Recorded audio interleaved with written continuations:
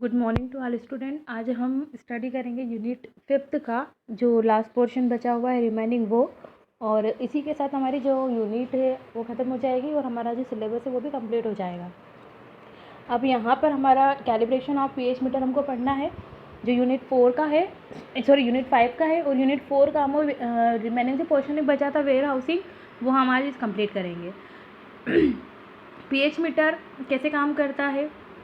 PH meter में 2 electrode होते हैं और दोनों को हम एक सॉल्यूशन में सबमर्ज कर देते हैं, और एक इलेक्ट्रोड को ग्लास इलेक्ट्रोड प्रोब होता है जो एमिट करता है स्मॉल वोल्टेज को और मेजर करता है क्वांटिटी ऑफ हाइड्रोजन आयन की जो इससे अट्रैक्ट होती है। रिफरेंस जो प्रोब होता है वो इलेक्ट्रिकली न्यूट्रल होता है, और जो चार्ज डिफरेंस होता है दोनों प्रोब्स के बीच में उसको पीएच मीटर पर जो डिस्प्ले हो जाता है और वो पीएच मेज़र कर देता है। पीएच मीटर मेज़र करता है इलेक्ट्रिकल पोटेंशियल को जो कि सॉल्यूशन के थ्रू प्रोड्यूस होता है, और उसके बाद हम उसको कंपेयर करते हैं नॉन सॉल्यूशन से। ऐसे हमारा जो कैलिब्रेशन हो जाता है पीएच मीटर का, मेज़र कर देते हैं अलग अलग सब्सटेंस के जो पीएच लेवल होता है उसके अकॉर्डिंग हम उसको पीएच को मेज़र कर लेते हैं, जिसे हम बफर्स बोलते हैं। और जो पीएच मेज़रमेंट की जो सेटिंग होती है उस लेवल के अकॉर्डिंग ही हम करते हैं, जो स्टैंडर्ड हमारा जो बफर्स होता है उसके अकॉर्डिंग। और पीएच मीटर को हम कैलिब्रेशन मेजरमेंट के गाइड के जैसे हम काम कर सकता है या प्रिफर कर सकते हैं, जो मेज़र कर लेता है दूसरे सब्सटेंस का भी पीएच। पीएच मीटर कुछ एक्यूरेसी को लॉस करता है जब हम उसको बार बार यूज़ करते हैं, तो इसीलिए हमको पीएच मीटर को कैलिब्रेट करना पड़ता है। और ये कंप्लीट होता है क्योंकि हमारा जैसे जैसे हम पीएच करते हैं तो हर बार वो एक्यूरेट नहीं बताता है, इसलिए हमें बार बार पीएच मीटर की कैलिब्रेशन की रिक्वायरमेंट होती है।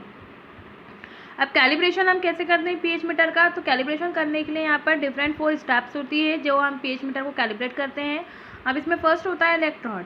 तो इलेक्ट्रोड अगर वर्किंग कंडीशन में अगर कोई सा भी लेबोरेटरी इक्विपमेंट है और केमिकल्स है तो उसमें को हमको प्रॉपर सेफ्टी जो है इक्विपमेंट की वो बनाए रखना बहुत ज़रूरी होता है। जैसे हमें ग्लव्स पहनना है और सेफ्टी ग्लासेस पहनना है। उसके बाद जब हम पावर को टर्न करते हैं पीएच मीटर की, तो पीएच मीटर का जो इलेक्ट्रोड है उसको उसके स्टोरेज सॉल्यूशन में रखना है और डिस्टिल वाटर से इलेक्ट्रोड को रिंस करना है, वाइप करना है, उसको क्लीन करना है एक लिंट फ्री टिश्यू पेपर से। Step second. अब स्टेप सेकेंड में हम कैलिब्रेट करते हैं पीएच 7 बफर से। अब इसमें हम रहता है जो रिंस इलेक्ट्रोड है उसको सबमर्ज कर देते हैं पीएच 7 बफर सॉल्यूशन में। उसके बाद हम जो कैलिब्रेट बटन होता है उसको प्रेस कर देते हैं और वेट करते हैं पीएच आइकन को जब तक कि वो फ्लैशिंग करना स्टॉप नहीं कर देता। अगर जो पीएच रीड्स कर लेता है 7 तो हम इलेक्ट्रोड को रिंस कर लेते हैं और अगेन डिस्टिल वाटर से हम उसको रिंस करते हैं इलेक्ट्रोड को और वाइप कर लेते हैं, क्लीन कर लेते हैं हम लिंट फ्री टिश्यू से। स्टेप थर्ड में हम कैलिब्रेट करते हैं पीएच को पीएच बफर 10 से। अब यहाँ पर हम सबमर्ज करते हैं रिंस इलेक्ट्रोड को पीएच 10 बफर में और प्रेस करते हैं कैलिब्रेट बटन को। अगर एक बार जो फ्लशिंग स्टॉप होना बंद कर देता है तो उस कंडीशन में पीएच रीड कर लेता है 10 और एक्सेप्ट कर लेता है। अगर नहीं करता है तो हम एडिट एंट्री करते हैं, एक कीपैड इंस्ट्रूमेंट होता है उसमें के थ्रू हम एडिट एंट्री कर देते हैं और रिंस करते हैं इलेक्ट्रोड को डिस्टिल वाटर के साथ और वाइप कर देते हैं लिंट फ्री टिश्यू के साथ। स्टेप 4 मेज़र करता है हम पीएच किसी भी सॉल्यूशन का। पीएच मीटर को नाउ हम रेडी कर लेते हैं पीएच दूसरे सब्सटेंस के मेज़र करने के लिए। अब यहाँ पर हम श्योर कर देते हैं कि जो सबमर्ज इलेक्ट्रोड है वो रिंस है डिस्टिल वाटर के साथ और इसमें मल्टीपल सैंपल्स भी है इनके बीच में। यहाँ पर हमारा ख़त्म होता है पीएच मीटर का कैलिब्रेशन। नेक्स्ट होता है हमारा हम बात करेंगे क्वालिफिकेशन, या हम बोलेंगे कि कैलिब्रेशन हम कर रहे हैं या इंस्टॉलेशन कर रहे हैं यूवी स्पेक्ट्रोमीटर का।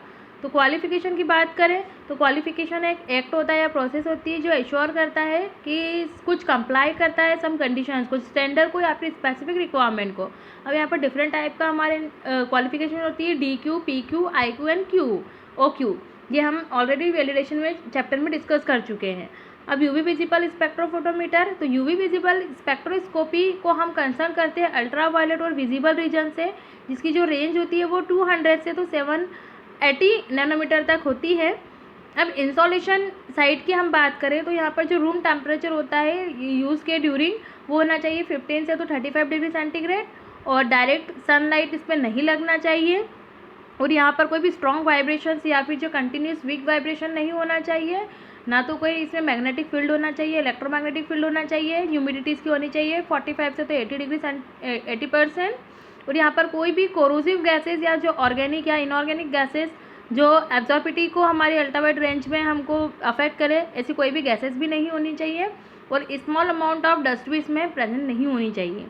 अब एक्सेप्टेंस प्रोसीजर की बात करें तो आइटम जिसको हम चेक करते हैं और स्पेसिफिकेशन की बात करें तो appearance no defect, number of parts no missing parts, ROM check, latest version, linearity of absorbance, bent होता है ±0.002 एब्जॉर्बेंस, जो कि शॉक नॉइज होती है इसकी ±0.005 एब्जॉर्बेंस, नॉइस लेवल होना है, नॉइस की जो विड्थ होनी चाहिए ±0.002 एब्जॉर्बेंस और शॉक नॉइज होना चाहिए ±0.004 absorbance, accuracy of wavelength ±0.5 nanometer और रिपीटेबिलिटी ऑफ वेवलेंथ होती है ±0.1 नैनोमीटर।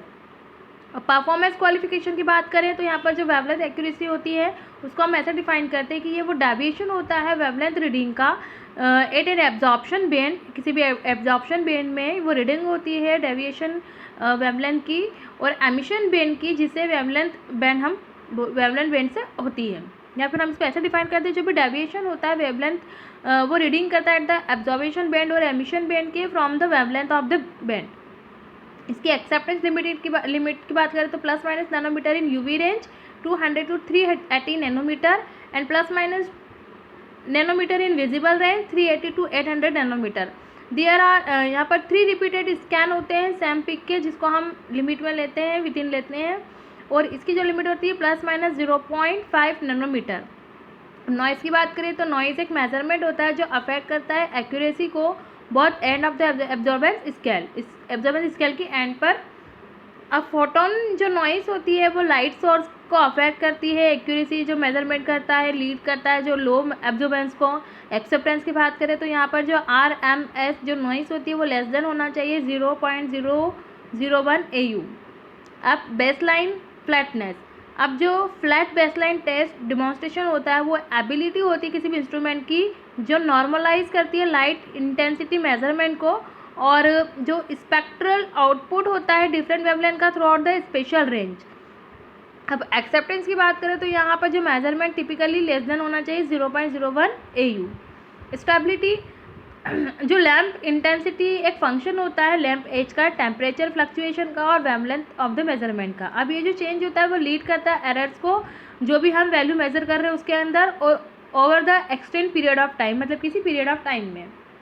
एक्सेप्टेंस की बात करें तो यहाँ डिफ्लेक्शन लेस देन होना चाहिए 0.01 AU पर। और फोटोमेट्रिक एक्यूरेसी, फोटोमेट्रिक एक्यूरेसी को हम डिटरमाइन करते हैं by comparing the difference between the measure absorbance of the reference material and the stabilized value और जो हमको रेफरेंस मटेरियल से हम जो मेजर कर रहे हैं उन दोनों को कंपेयर करके। अब यहाँ पर एक्सेप्टेंस की बात करें तो यहाँ पर 6 रेप्लिकेट मेजरमेंट होते हैं, वो होता है 0.006% weight by volume of the potassium dichromate solution at nanometer कितना 235, 257, 313 एंड 350 नैनोमीटर और should be less than 0.5% RSD। अब यहाँ पर हम स्टेबिलिटी की बात करें तो लैम्प इंटेंसिटी फंक्शन होती है दिस इज अ रिपीटेड। अब नेक्स्ट होता है लीनियरिटी। अब जो लीनियर या हम बोलेंगे जो लीनियर डायनामिक रेंज मेजरमेंट होता है वो लिमिटेड होता है by still light at high absorbance. हम क्या करते हैं लाइट को हाई एब्जॉर्बेंस पर रखते हैं और जो नॉइज़ होती है वो लो होती है उस एब्जॉर्बेंस पर। अब जो एक्यूरेसी रहती है वो क्वांटिफिकेशन होता है सैंपल का, वो डिपेंड करता है इसकी प्रिसीशन पर और लीनियरिटी किसी भी मेजरमेंट पर। एक्सेप्टेंस की बात करें तो हम कोरिलेशन कोएफिशिएंट इसका होता है लेस देन या इक्वल टू 0.999। जब हमारा कंप्लीट हुआ यूनिट 5। अब यूनिट 4 का हमारा रिमेनिंग पोर्शन था गुड वेयर हाउसिंग प्रैक्टिसेस। तो यहाँ पर हम रिसिप्ट और आइडेंटिफिकेशन की बात करें रॉ मटेरियल की या पैकेजिंग मटेरियल की, तो उसके लिए हम गुड वेयर हाउसिंग प्रैक्टिसेस कैसे करते हैं। तो ये रिस्पॉन्सिबल स्टाफ मेंबर होता है किसी भी रॉ मटेरियल डिपार्टमेंट का जो डिलीवरी करता है रॉ मटेरियल की और पैकेजिंग मटेरियल की। चेकिंग करने के बाद जितने भी डिस्क्रिप्टिव जो मटेरियल होता है वो against the descriptive given by the purchase order होता है उसके अकॉर्डिंग उन दोनों से मैच करके। अब जितनी भी यूनिट्स होती है कंसाइनमेंट की वो प्रॉपरली लेबल्ड होना चाहिए मैन्युफैक्चरर या सप्लायर के थ्रू और जितने भी कंसाइनमेंट होते हैं रॉ मटेरियल के उसको एंटर करना चाहिए रिसिप्ट कम इंस्पेक्शन रिपोर्ट में, जो आइडेंटिफाई करता है। कैसे आइडेंटिफाई करता है? By giving the code numbers. अब ये जो कोड नंबर होते हैं वो रिपीटेड नहीं होना चाहिए, और जो नेम होता है जो रिकॉर्डेड वो against the code number for the material should be name by the such material is referred as in all document with in a company, मतलब डॉक्यूमेंटेशन उसका होना चाहिए। It is likely that some material may be either described by the synonyms name on the container और by the brand name. मतलब क्या होना चाहिए कि कुछ जो मटेरियल होते हैं उनको उनके सिनोनिम या के अकॉर्डिंग या जो उनके ब्रांड नेम के थ्रू उनके कंटेनर पर डिस्क्राइब होना चाहिए। और ये जो भी एडिशनल इंडिकेट करता है सेपरेट को एडिशनल कॉलम। अब यहाँ पर फॉलोइंग एडिशनल इन्फॉर्मेशन रिकॉर्डेड होती है जो इंडिकेट करती है कोड नंबर को और नेम ऑफ द मटेरियल को किसी भी रिसिप्ट कम इंस्पेक्शन रिपोर्ट में, जैसे कि डेट हो गया रिसिप्ट की, उसके बाद नेम हो गया मैन्युफैक्चरर सप्लायर का, क्वांटिटी रिसीव हो गई कितनी क्वांटिटी हमने रिसीव की है, इनवॉइस चालान नंबर हो गया, डेट हो गया, और प्रिपेयर गुड्स इनवर्ड मेमो इन कंप्यूटर हो गया। उसके बाद आप following information must be label on the each container. मतलब कौन कौन सी इन्फॉर्मेशन होना चाहिए? सबसे पहले तो consignment of raw material, packaging material received after preparing GIM, serial number होना चाहिए रिसिप्ट का, स्टैंडर्ड नेम होना चाहिए मटेरियल का जो रिफर करता है किसी भी कंपनी को, टोटल क्वांटिटी होना चाहिए मटेरियल रिसीव की, टोटल नंबर ऑफ कंटेनर कितने रिसीव्ड हुए हैं, क्वांटिटी ऑफ मटेरियल हर एक कंटेनर में कितनी है, मैन्युफैक्चरर या सप्लायर का नाम क्या है, मैन्युफैक्चरर का बेच नंबर या मैन्युफैक्चरिंग डेट या एक्सपायरी डेट क्या है, डेट ऑफ रिसिप्ट क्या है। अब जितने भी जो कंटेनर मटेरियल रिसीव्ड हुए हैं जो रॉ मटेरियल में RMS में, उन पे लेबल स्टार्टिंग होना चाहिए क्वारंटाइन है या फिर डू नॉट यूज़ है या फिर किसी भी एक्सप्रेशन का कुछ इसमें लेबल होना चाहिए। अब ये जो एक्सप्रेशन होते हैं कंटेनर पे वो इंडिकेट करता है मटेरियल क्वालिटी या मटेरियल हम बोलेंगे कि क्वालिटी अप्रूव्ड है। अब स्टोरेज जो रहता है रॉ मटेरियल या पैकेजिंग मटेरियल का वो कैसे होना चाहिए वेयर हाउसिंग में? तो यहाँ पर फॉलोइंग जो इंपॉर्टेंट फैक्टर्स होते हैं जो हमको स्टोर करते हैं जब कंसाइनमेंट ऑफ रॉ मटेरियल को, तो उसको कंसीडर करना चाहिए।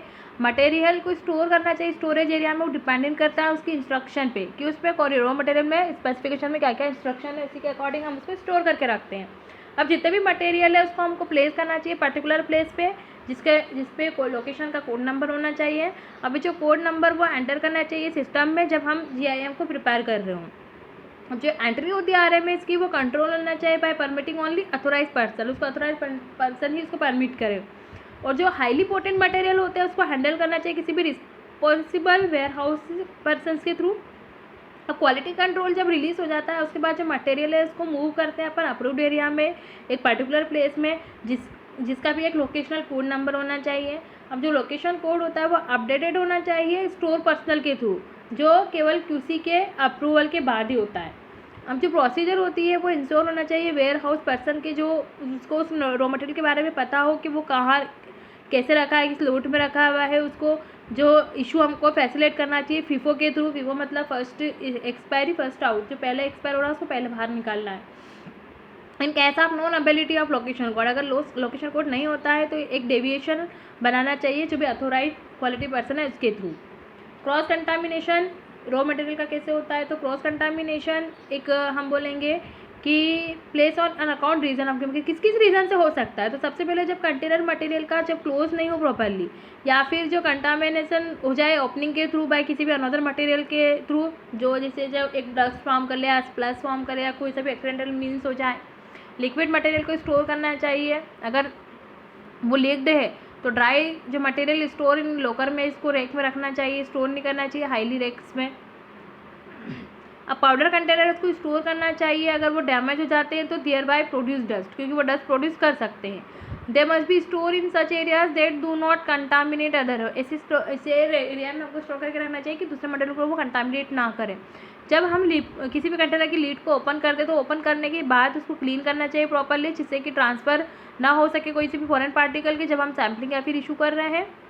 हमको एक्स्ट्रा प्रिकॉशन लेना चाहिए कुछ रॉ मटेरियल के लिए जिसकी टेंडेंसी होती है कि वो माइक्रोबियल ग्रोथ को प्रमोट कर ले, तो जब सैम्पलिंग और इशू हम कर रहे हैं उस मटेरियल के लिए। अगर मोस्ट इम्पोर्टेंट हमको कंटेनर को क्लोजिंग करने के बाद रखना चाहिए, बिफोर पहले रखना चाहिए और बाद में रखना चाहिए जब हम किसी भी कंटेंट को उसमें से रख रहे हैं या निकाल रहे हैं, जिससे कि क्रॉस कंटामिनेशन प्रिवेंट हो जाए। हमको मटेरियल का इशू कैसे करना है? तो जो इशू मटेरियल होता है उसको हम एक work order issue pick up the list के अकॉर्डेंस हम उसको बनाते हैं जो रिक्वायरमेंट होती है किसी भी मैन्युफैक्चरिंग की। हमको स्पेशल केयर रखना चाहिए जब हम किसी भी पोटेंट या फिर लाइट सेंसिटिव मटेरियल को हम इशू कर रहे हैं कि उसमें कोई भी मिशअप ना हो सके। अब यहाँ पर एक्स्ट्रा प्रिकॉशन लेना चाहिए जब हम हैंडलिंग कर रहे हैं हजारडिस मटेरियल को, जिसमें हम पर्सनल सेफ्टी इक्विपमेंट का ध्यान रखना चाहिए, जैसे कि आई प्रोटेक्शन लेना चाहिए, हैंड प्रोटेक्शन लेना चाहिए, फुट प्रोटेक्शन लेना चाहिए, बॉडी प्रोटेक्शन लेना चाहिए। अगर हम एक एग्जांपल की बात करें तो जो इलेक्ट्रिकल अर्थिंग होती है किसी भी सॉल्वेंट के केस में जो प्रिवेंट करती है फायर्स को, तो इसीलिए हमको किसके कारण होता है, वो स्टैटिक इलेक्ट्रिसिटी के कारण होता है। तो यहाँ पर भी हमको प्रिकॉशन लेना चाहिए कि विदाउट एक्सेप्टेशन हम उसको फॉलो नहीं करना चाहिए। जब हमने इशू करा है किसी भी एक्टिव मटेरियल को, तो जो यूनिट होती है मटेरियल की उसको प्रॉपर्ली क्लोज करना चाहिए और डिस्पेंसिंग एरिया को क्लीन करना चाहिए जिससे कि कोई भी क्रॉस कंटामिनेशन ना हो सके। अब प्रोसीजर हमको कैसा करना है जब हम डिस्पेंस कर रहे हैं मटेरियल को कंट्रोल। अब रॉ मटेरियल, अगर हमने डिस्पेंसिंग करी रॉ मटेरियल की तो मटेरियल के नियर हमको कोई भी एक्सपायरी अमाउंट जो भी अवेलेबल होता है जैसे AR नंबर्स उसको कंज्यूम होना चाहिए फर्स्ट प्रायोरिटी पे। अब यहाँ पर जो भी इंश्योर मटेरियल है जिसको हमने पिक करा है as per FIFO method in MRO, मतलब हमको जो भी मटेरियल है उसको कैसे इशू करना है, डिस्पेंस करना है FIFO मेथड्स के थ्रू। यदि मटेरियल सेम बेस नंबर का रिसिप्ट होता है, बाद में किसी केस में मटेरियल को डिस्पेंस करना है तो उसको भी हमको FIFO के अगेंस्ट हमको उसको मेथड के अगेंस्ट उसको डिस्पेंस करना है। जब हम डिस्पेंसिंग कर रहे हैं तो एक मटेरियल को एक टाइम में ही जो डिस्पेंसिंग होता है उसमें लेना चाहिए और डिस्पेंस करना चाहिए रिक्वायर्ड लूज क्वांटिटी को कि हमको कितना उसको देना है इंटेंट कंटेनर में, और उसकी जो क्वांटिटी उस पर मेंशन भी होना चाहिए MRO पर। अब डिस्पेंसिंग के बाद हमको जो टाइप है कंटेनर का, ये एफिक्स जो लूज लेवल है वो भी हमको एनरेक्शिया फर्स्ट के अकॉर्डिंग उसमें मेजर उसमें शो करना चाहिए। जब हम डिस्पेंसिंग कर रहे हैं फाइबर ड्रम, प्लास्टिक ड्रम और कोरुगेटेड बॉक्स की डिस्पेंस जो रिक्वायर्ड होता है लूज क्वांटिटी का वो भी इंटेक कंटेनर का उसमें होना चाहिए, इंटेक कंटेनर से होना चाहिए। अब जब हमने डिस्पेंसिंग कर दी है तो डिस्पेंसिंग करने के बाद हमको जो इनर पॉली बैग के टाइटली क्लोज करना चाहिए, उसको जो पॉली बैग है उसको टाई करना चाहिए केबल टाई के थ्रू और रिकॉर्ड करना चाहिए मटेरियल का ट्रांजेक्शन कि वो लूज लेवल तो नहीं है, और अफिक्स जो है लूज लेवल का वो रिमेनिंग लूज कंटेनर पर होना चाहिए। जब हम डिस्पेंसिंग करते हैं किसी भी प्लास्टिक बैग की या पेपर बैग की, डिस्पेंस जो रहता है रिक्वायर्ड लूज क्वांटिटी का फ्रॉम एन इंटेक बैग वो कैसे होना चाहिए, तो जो भी दो क्लोज इनर पॉली बैग को टाइटली क्लोज करना चाहिए और टाई करना चाहिए केबल टाई के थ्रू, और टाइम जो है आउटर बैग की वो केबल टाइप के थ्रू ही होना चाहिए। जब कंप्लीशन हो जाती है हमारी किसी भी एक्टिविटी को जिसको हमने रिकॉर्ड करा मटेरियल ट्रांजेक्शन से ऑन लेवल, तो अफिक्स लूज लेवल एक येलो कार्ड उस पर हमको लगाना चाहिए और टाई करना चाहिए उस बैग को। अब जब डिस्पेंसिंग हो जाती है कोरुगेटेड बॉक्सेस की किसी भी कैप्सूल से, तो डिस्पेंस जो होना चाहिए वो इंटेक बैग जो हो उसके थ्रू ही होना चाहिए जो लूज क्वांटिटी का हम डिस्पेंस कर रहे हैं जितने हमको चाहिए। डिस्पेंसिंग क्लोज करने के बाद डिस्पेंसिंग हो गई, इसके बाद हमको क्या करना है कि इनर जो पॉली बैग है उसको टाइटली क्लोज करना है केबल के साथ और उसको अनाउटर पॉली बैग में उसको रखना है। आउटर जो पॉली बैग है उसको भी हमको एक केबल के साथ उसको टाई बैग करना है और जो भी मदर कोरुगेटेड बॉक्सेस में रखना है, रिकॉर्ड करना है मटेरियल ट्रांजेक्शन को on the loose level and affix it on the loose mother container. Dispensing के बाद हमको लूज कंटेनर को उसको ओरिजिनल जो लोकेशन उस पर रखना है जैसे RMS को। अब नेक्स्ट टाइम अगर हम सेम मटेरियल को ले रहे हैं तो सेम RO नंबर हमको रिक्वायर्ड होता है डिस्पेंसिंग के लिए। First collect and then the loose container से फ्रॉम द मटेरियल रैक हमको मटेरियल रैक से लेना है और डिस्पेंस करना है रिक्वायर्ड क्वांटिटी। सिमिलर प्रैक्टिस हमको फॉलो करना है during handling of the loose container, जब हम लूज कंटेनर को हैंडल कर रहे हैं until the total consumption of the material is completed, मतलब तब तक पूरा का पूरा कंजप्शन मटेरियल का हो नहीं जाता है। अब हमको जो भी क्रिएशन होता है more than one loose container का पर्टिकुलर AR नंबर पर, उसको भी हमको अवॉइडेड करना है। अब फॉलो करना है हमको केवल जब सेम एरर नंबर का रिक्वायरमेंट होती है, जब डिस्पेंस करना अपन को कोई सा अदर डिस्पेंसिंग बूथ से अगर हमको उसको डिस्पेंस करना हो। If required after completion of the first copy of the loose label take the print of another copy affix it beside the first label without hidden the records. अगर हमने completion होने के बाद फर्स्ट कॉपी लूज लेबल हमने completion हो गया तो हमको उस पर प्रिंट ऑफ लेना है अनदर कॉपी का और अफिक्स उसको उस पर एड करना है फर्स्ट लेबल पे कि उसका कोई भी पुराना रिकॉर्ड छिपे नहीं। पैकेजिंग रिकॉर्ड, जब हमने डिस्पेंसिंग की है पैकिंग मटेरियल की तो उसको भी FIFO के अकॉर्डिंग ही करना है। जब डिस्पेंसिंग करिए तो उस पर शो होना चाहिए बॉक्स और packing insert, open the intake container, dispense the required loose quantity as per quantity के हमको कितना क्वांटिटी जो मेंशन है हमारे MRO पर। अब डिस्पेंसिंग के बाद हमको जो इनर पॉली बैग इसको क्लोज करना है, पैक करना है रिमेनिंग लूज बॉक्स को एक प्लेन सेलो टैप से, और रिकॉर्ड करना है मटेरियल ट्रांजेक्शन को जो रिमेनिंग क्वांटिटीज में कितनी बची है वो लेवल, और अफिक्स लेवल को रिमेनिंग लूज कंटेनर में इसमें सब लेवल होना चाहिए। अब डिस्पेंसिंग के बाद जो रिक्वायर क्वांटिटी होती है पैकेजिंग मटेरियल की वो शो होना चाहिए बॉक्स पर, पैकिंग इंसर्ट होना चाहिए, कीप करना चाहिए मटेरियल के ऊपर उसको ओरिजिनल लोकेशन पर। अब नेक्स्ट टाइम जब हम क्या करें मटेरियल को सेम ARN नंबर से रिक्वायर्ड कर रहे हैं डिस्पेंस के लिए, तो फर्स्ट कलेक्ट हमको करना चाहिए लूज कंटेनर से, जो मटेरियल रैक उठाना चाहिए, और मटेरियल जो रैक है उसमें हमको लूज कंटेनर को उठाना चाहिए, और रिकॉर्ड क्वांटिटी को हमको डिस्पेंस करना है। सिमिलर प्रैक्टिस हमको फॉलो करना है जब हैंडलिंग करना है हम लूज कंटेनर की, जब तक कि टोटल कंजप्शन हो नहीं जाता मटेरियल का। अब हमने डिस्पेंसिंग करी है फॉइल्स की, तो उस पर जो प्रोडक्शन रोल है इशू, जो प्रोडक्शन को इशू होना चाहिए such is role after completion of batch picking. जब कंप्लीट हो गई है बेच पिकिंग का तो फॉइल है उसको रिटर्न करना चाहिए PMS से by production after proper recognization के बाद उसको हमें प्रोडक्शन से रिटर्न करना है, और जो मटेरियल है रिटर्न करना है उसको लेबल के साथ, रिमेनिंग क्वांटिटी कितनी बची है उसको फिल्ड करना है प्रॉपरली। अब यहाँ पर एक फॉर्मेट होता है लूज लेवल के लिए, material name, item code, ARS number क्या, उसका लोकेशन क्या है, डेट है, इशू क्वांटिटी कितनी थी, उसके बाद बैलेंस क्वांटिटी कितनी बची है, डिस्पेंस बेच नंबर क्या है, उसका सिग्नेचर और डेट, और ग्रॉस क्वांटिटी कितनी थी और क्वांटिटी रिसीव कितनी हुई है। Thank you students.